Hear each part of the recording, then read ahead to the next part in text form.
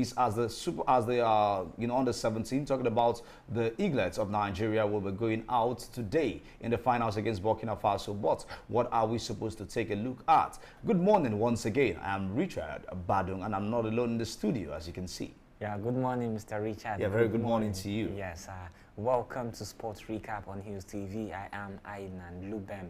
Now to the news in proper. All right, now let's get down to the news. Head coach Nduka Ogbade of the Under-17 has told his boys they still have grounds to conquer despite securing a ticket to the Africa Under-17 Cup of Nations in Algeria next year. He said that is not really enough as he's also a Under-17 World Cup winner. Talking about this, the Eaglets have drawn rave reviews so far at the Wafubi Under-17 Championship, and you won't take that away. After scoring 10 goals in just 3 matches and conceding only 4 as left back, Emmanuel Michael picked up the Man of the Match award in each of the last 3 games the Eaglets have been involved in. Dead ball revelation Emmanuel Michael will be the senator of all eyes at the Cape Coast Stadium on Friday. That's today, not mistaken. Today evening by 7:30 p.m. Having scored thrice, from free kicks for Nigeria in this tournament. The match begins at 6:30 p.m. That's Ghana time, but in Nigeria it will be by 7:30 p.m. Now let's talk about this. We once had a left back just like Emmanuel Michael by the name Tai Taiwo. We saw him with amazing free kicks, but at the end of the day, his days in the Super Eagles were not as we expected. We're talking about Tai Taiwo before I come to Emmanuel Michael. Yes. Tai Taiwo was one of the best left back we had for the Super Eagles. Of course, his terrific shots were always in order, giving Nigeria those points in desperate times. And now we are seeing Emmanuel Michael, like you said, he has won the Man of the Match on 3 different occasions and also scored 3 free kicks from the spots.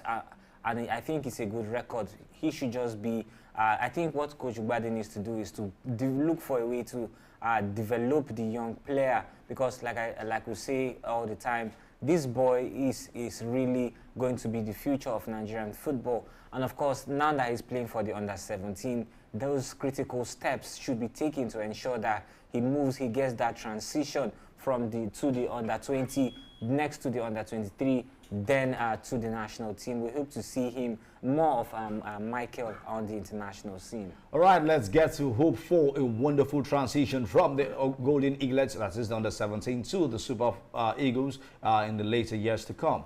Away from that, interesting issue went down the world of basketball month, though not up to a month now. That's we've been seeing the issues going around the world of basketball as President Muhammadu Buhari, through the Minister of Youth and Sports, through the President Muhammadu Buhari, has actually given a reversal on the ban of international basketball. That simply means Nigeria can go and participate in the World Cup. But before now, our players have come out in their numbers to say they are not really happy with the situation and they might not be done in the jersey. Do you think this decision will bring a reversal of theirs too? Well, the reversal now depends on the FIBA, that is the Federation of International Basketball Association. Right. Yes, they are the ones who have the final decision, although the Nigerian government faltered in handing over that ban to the national team for 2 years. I think it was uncalled for. But it's a good step now that they have reversed it through that letter from Ahmed Kida, who was the factional president. Of course, they knew their error, they discovered their error, they discovered where they made the mistakes, and they are willing to make a new turn. Of course, the permanent secretary made the revelation on Thursday, that is yesterday, during a media briefing that is talking about Ismaila. And of course, he gave a serious warning that they have to resolve those crises to prevent another ban. And now, if another ban comes in place, it's going to be final. But now they have a good step. They have an opportunity to make things right.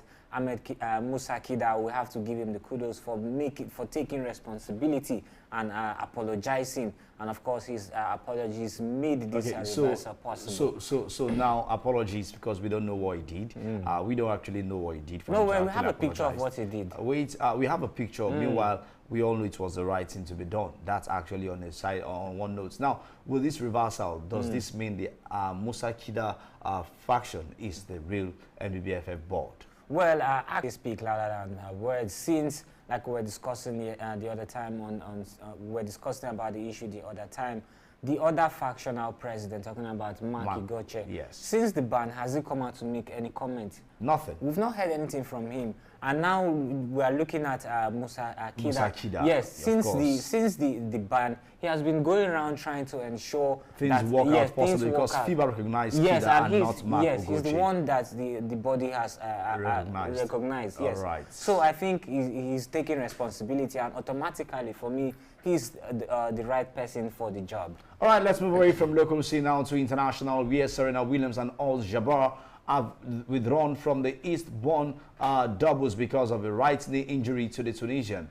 This actually came as a great joy when the Tunisian was paired with Serena Williams, who has been out of the world of tennis. The American great made a return to tennis this week alongside Jabbar after a year out following an injury. The two had advanced to the semi-finals after winning their first two matches. Williams, who is just 40 years of age, has been given a singles wildcard into Wimbledon, which begins on Monday. Now, while the informed Jabbar, 27 years of age, will be seeded third right now, Jabbar arrived in Eastbourne on the back of winning the grass court title in Berlin and will be one of the favorites to lift the Wimbledon trophy. No doubt, Williams, who has won 7 of the 23 Grand Slam singles titles and at Wimbledon, has not played a singles match since June last year. She injured her ankle in a SW19 opener in center court, which led to doubt after she would return to the tour. Williams back, Jabbar out. Well, I think Joshua